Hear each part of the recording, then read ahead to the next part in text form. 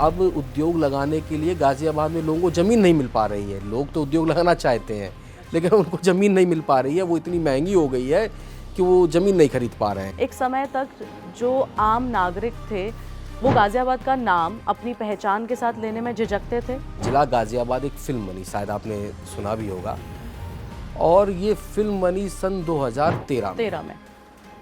लेकिन जो फिल्म की थीम थी, जिस थीम पर वो फिल्म बनी, वो गैंगवार हुआ सन 2002 में।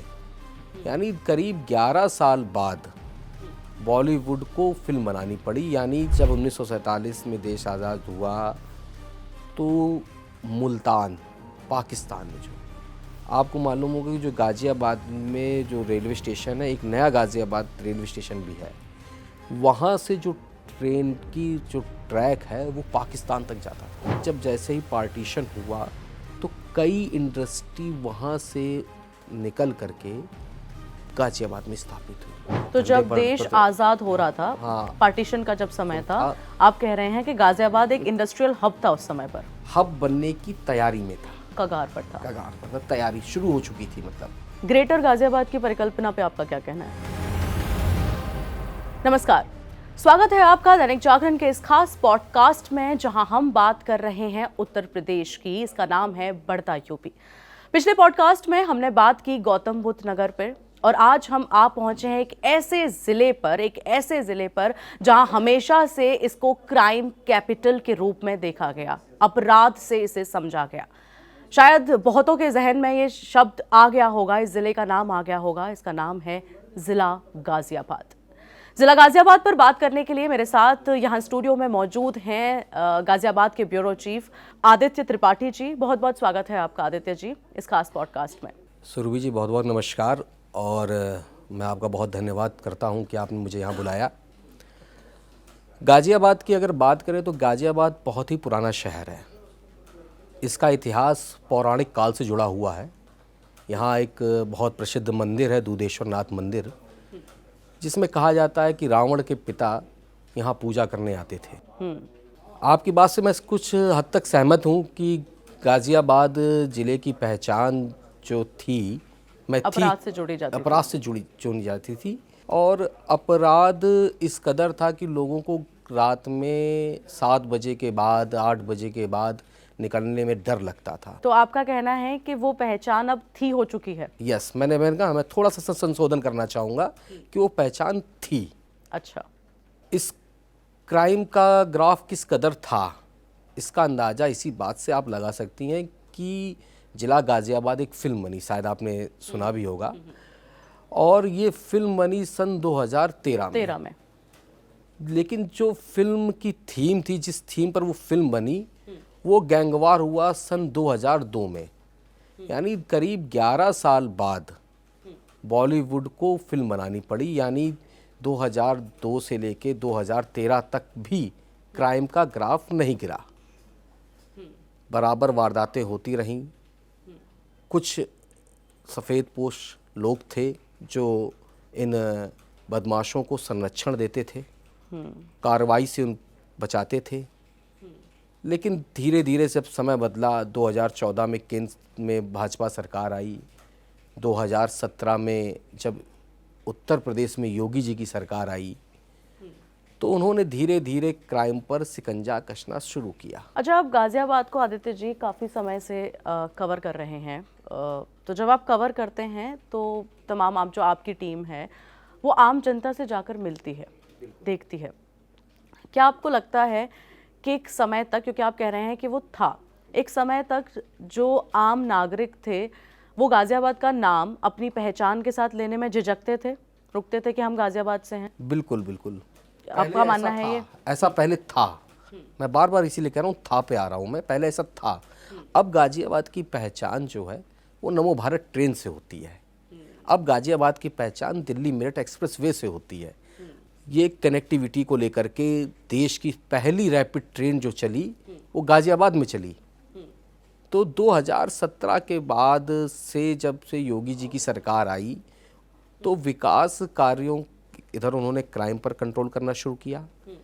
क्राइम पे कंट्रोल करने के लिए उन्होंने गाज़ियाबाद को पुलिस कमिश्नरेट बनाया और पुलिसकर्मियों की संख्या पे वृद्धि की उन्होंने, ताकि अपराध को जड़ से समाप्त किया जा सके।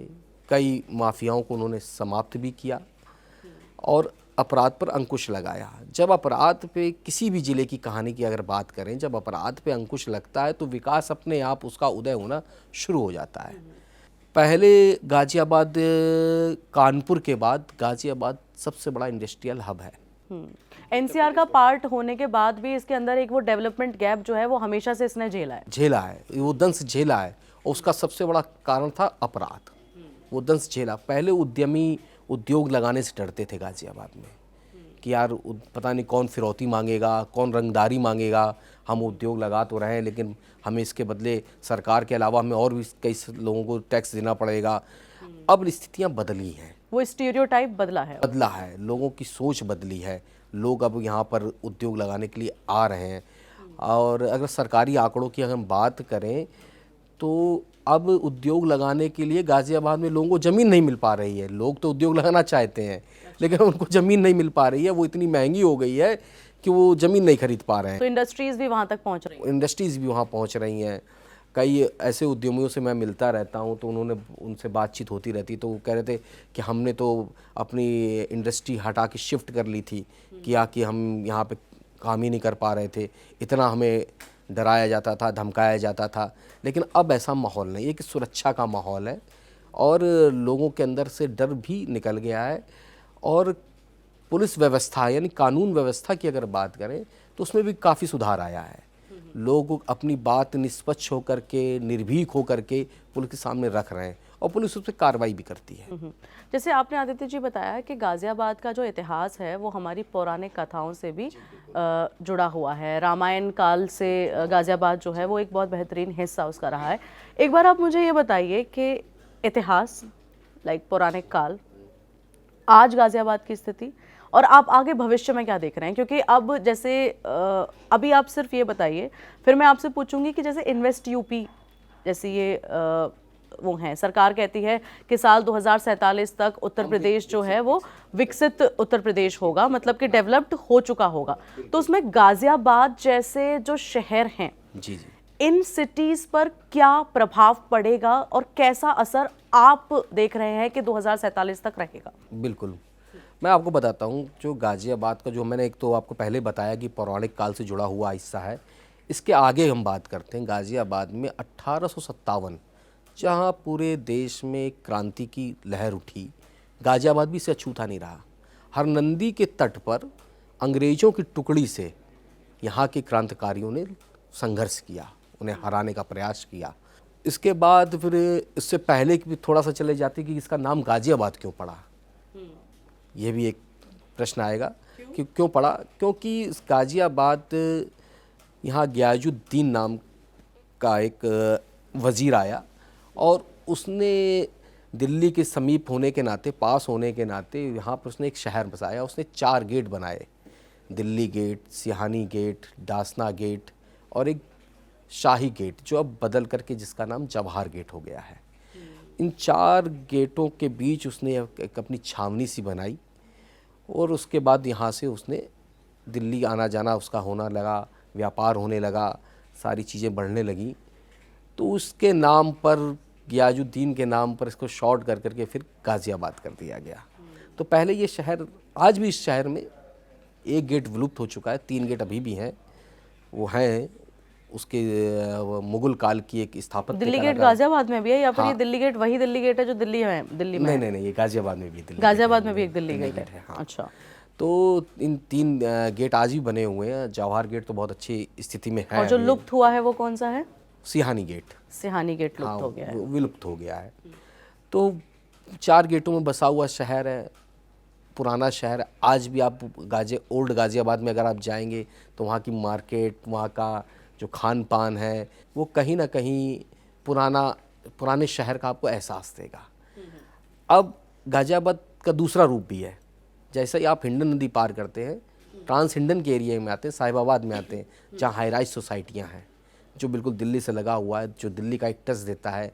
वहाँ पर कई कैफ़े हैं, बार्स हैं, कई सारी चीज़ें हैं। साहिबाबाद की भी कुछ ऐसी कोई ऐतिहासिक कहानी है कि जो जो वो राजा थे उन्होंने अपनी बेगम को एक गिफ्ट दिया था शायद, साहिबाबाद जो ये जगह थी। हाँ, ये गिफ्ट दी थी उन्होंने गिफ्ट की थी, लेकिन उन्होंने कोई ऐसा निर्माण नहीं कराया या वहाँ पे कोई ऐसी पुरानी वो नहीं है कि जिससे कि उस चीज़ को हम पुष्ट कर सकें। लेकिन जैसे ये गेट है, ये गेट इस बात की पुष्टि करते हैं कि गयाजुद्दीन ने 4 गेट बनवाए थे अपनी छावनी के लिए, तो वहाँ पे इस तरह की उन्होंने कोई चीज़ नहीं बनवाई थी।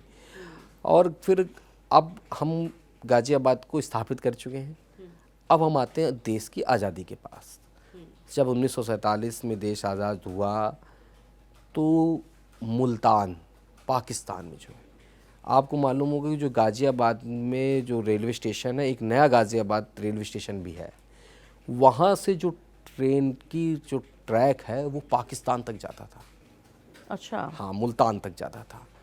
और दिल्ली, सहारनपुर, अमृतसर और मुल्तान तक वो ट्रैक जुड़ा और व्यापार शुरू हुआ। लेकिन जब जैसे ही पार्टीशन हुआ तो कई इंडस्ट्री वहाँ से निकल करके गाज़ियाबाद में स्थापित हुई। वहाँ से गाज़ियाबाद में उद्योगों की नींव पड़ी।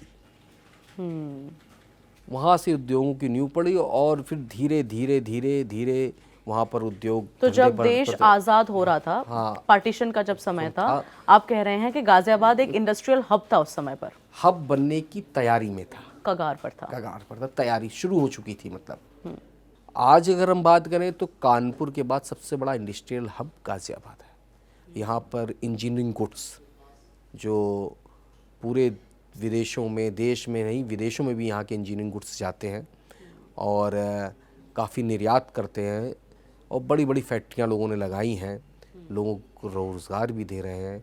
और गाज़ियाबाद की एक खासियत और भी है कि यहाँ आपको हर प्रांत का व्यक्ति मिलेगा, हर शहर का आया हुआ। ये शहर ये ऐसा शहर है जिसने लोगों को जीवन ही नहीं, रोज़गार भी दिया है, रहने के लिए घर भी दिया है। बस कहीं ना कहीं फिर मैं अपनी बात पर लौटता हूँ कि कहीं ना कहीं वो अपराध वाला जो एंगल था उसने इन लोगों, इसके विकास में बहुत बड़ी बाधा बनाई है। अपराध का एंगल जो है वो बाधा बना, क्योंकि कहीं ना कहीं जब वो कहते हैं ना कि जब क्राइम किसी शहर के पास या किसी भी राज्य के पास, किसी स्टेट के पास होता है तो इन्वेस्टर साइकोलॉजी जो होती है वो नहीं आती, वो मतलब बिगड़ती है कि भाई यहाँ अपराध है, क्राइम है, तो हम इन्वेस्ट नहीं करेंगे। और जब धीरे धीरे करके जब अपराध कम होता है तो इन्वेस्टर साइकोलॉजी बिल्ड होती है, निवेशक आते हैं, इन्वेस्टमेंट बढ़ता है, रोजगार बढ़ता है, और रोजगार जब बढ़ेगा, इन्वेस्टमेंट बढ़ेगा, तो स्वाभाविक है कि उस शहर का डेवलपमेंट होना शुरू होगा। तो फिर आज़ादी के बाद का समय क्या रहा? आज़ादी के बाद इंडस्ट्री लगी, लेकिन जो शुरुआत हुई जिस तरीके से, लेकिन वो अपराध के नाते वो उस इंडस्ट्री को जो पंख लगने चाहिए वो पंख नहीं लगे, और धीरे धीरे करके उसको फिर वो पिछड़ापन झेलना पड़ा और तमाम तरीके की चीज़ें हुई।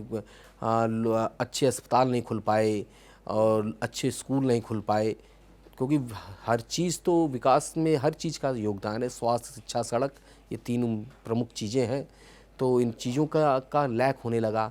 लोगों ने पैसा इन्वेस्ट करने से मना कर दिया कि हम गाज़ियाबाद में पैसा क्यों इन्वेस्ट करें। तो ये इसका ड्रॉबैक रहा। लेकिन 2014 और 2017 की बात कर रहे हैं, 2017 में जब योगी जी की सरकार आई तो लोगों में एक उम्मीद जगी कि उन्होंने बसपा का भी शासन देख लिया था, उन्होंने सपा का भी शासन देख लिया था, अब उन्होंने भाजपा का शासन जब आया तो लोगों में उम्मीद जगी।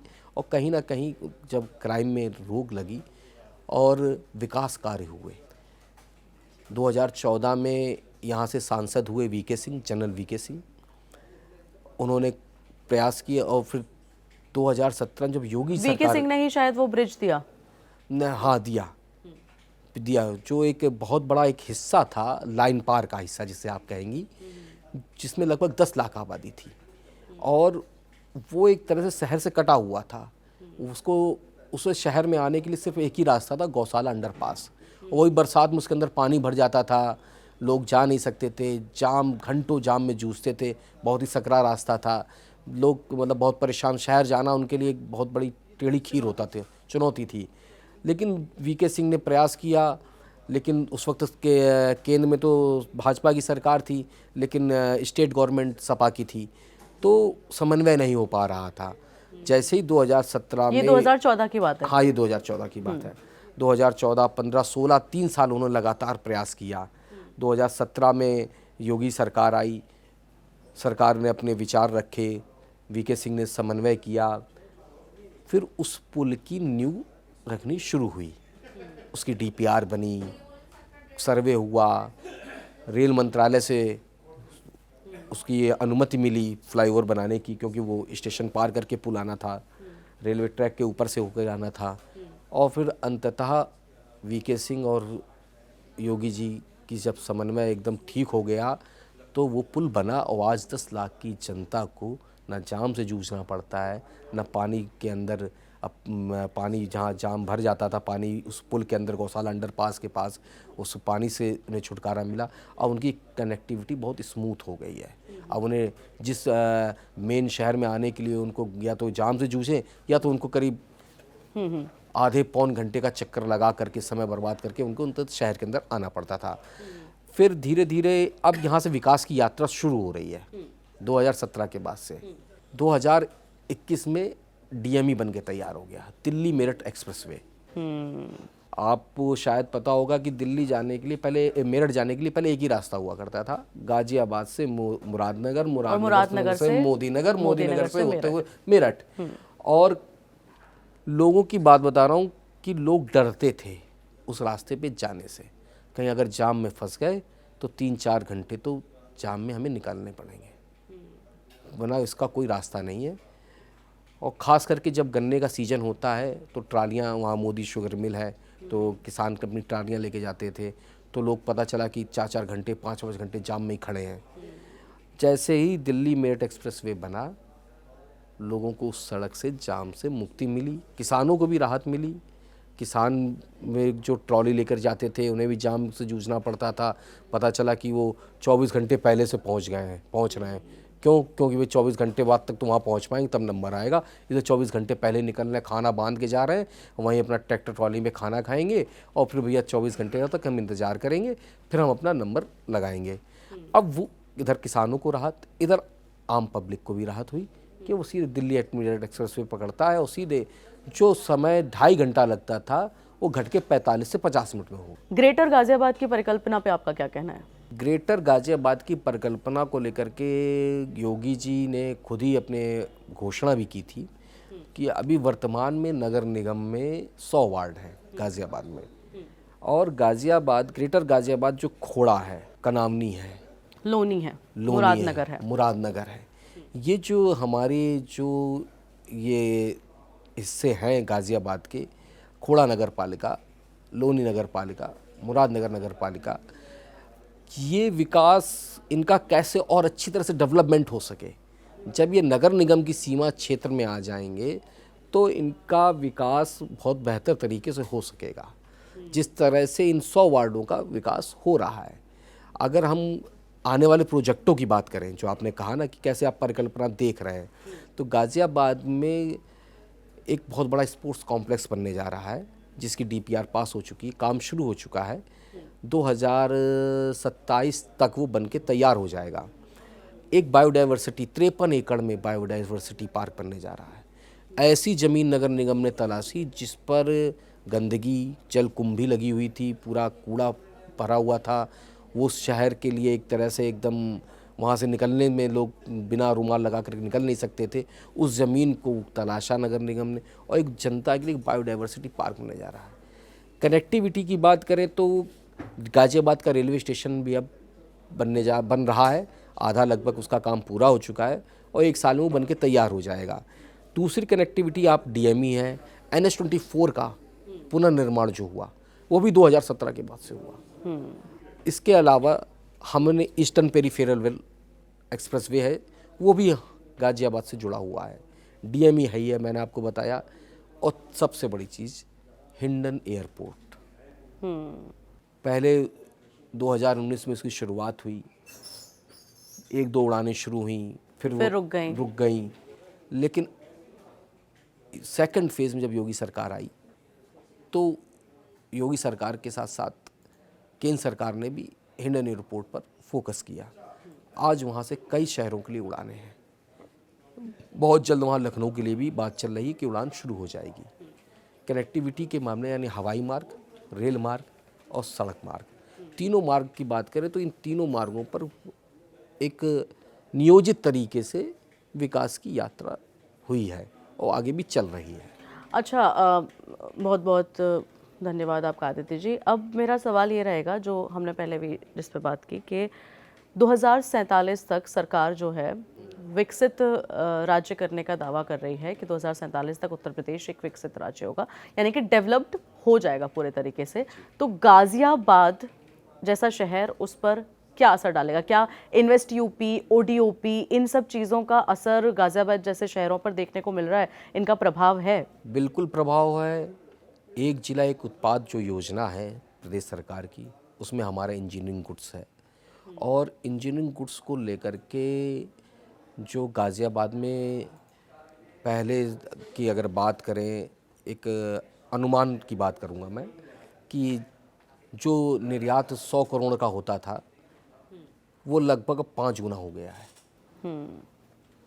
500 करोड़ से ऊपर का हो गया है। लोग इन्वेस्ट कर रहे हैं, लोग इंडस्ट्री लगा रहे हैं।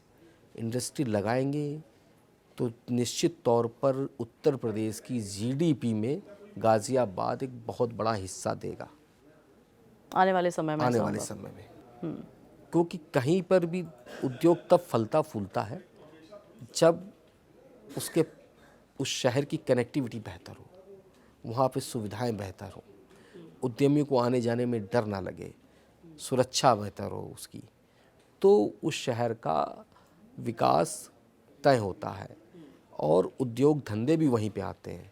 आप रात 12 बजे भी आप गाज़ियाबाद में कहीं घूम लीजिए, आपको कोई डरने की आवश्यकता नहीं है।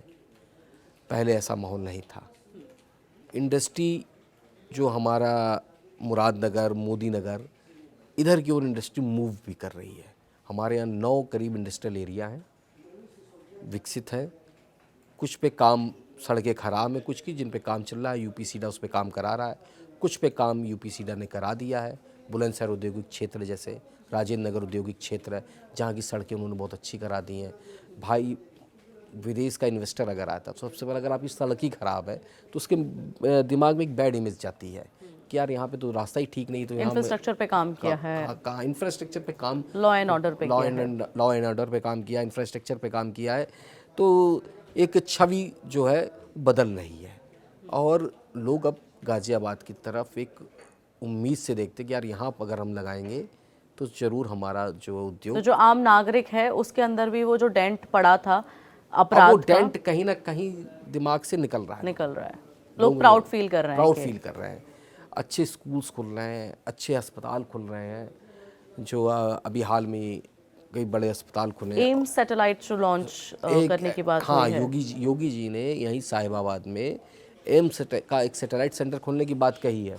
उसका भी प्रोसेस शुरू हो गया है, उसके भी कागजी कार्रवाई चल रही है। बहुत ही जल्दी उसकी घोषणा भी होगी कि वो कहाँ पर जगह, ज़मीन उसकी चिन्हित हो गई है और उस पर भी काम शुरू हो जाएगा और बहुत जल्दी लोगों को बहुत अच्छी सुविधा मिलेगी स्वास्थ्य के क्षेत्र में। तो कहीं ना कहीं अब स्वास्थ्य हो गया, उद्योग हो गया, कनेक्टिविटी हो गई, एजुकेशन हो गई, तो जब सारी दिशाओं में काम होता है तभी वो विकास की जो एक परिकल्पना होती है तभी पूर्ण हो सकती है, जब हर दिशा में कार्य हो। तो मेरे हिसाब से तो गाज़ियाबाद में अब धीरे धीरे हर दिशा में काम हो रहा है। अच्छा आदित्य जी, जब मैं गाज़ियाबाद पर थोड़ा शोध कर रही थी, थोड़ा रिसर्च कर रही थी, तो रेडिट एक साइट है जिस पर नागरिकों की राय जैसे हैं। कुछ लोग कहते हैं, कई यूज़र्स मानते हैं कि अब शहर पहले से ज़्यादा सुरक्षित लगता है, जिसमें से शायद 5 या 10% लोगों का कहना ये है कि पुलिस सिस्टम में सुधार अभी और गहराई चाहता है। इस पर आपका क्या कहना है? नहीं, बेहतर की गुंजाइश तो हमेशा है, बेहतर की गुंजाइश हमेशा है।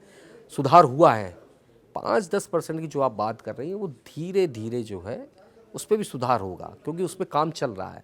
जैसे अब पुलिस कमिश्नर जो आए हैं जे रविंद्र गौड़, उन्होंने बीट व्यवस्था को फिर से शुरू कर दिया है।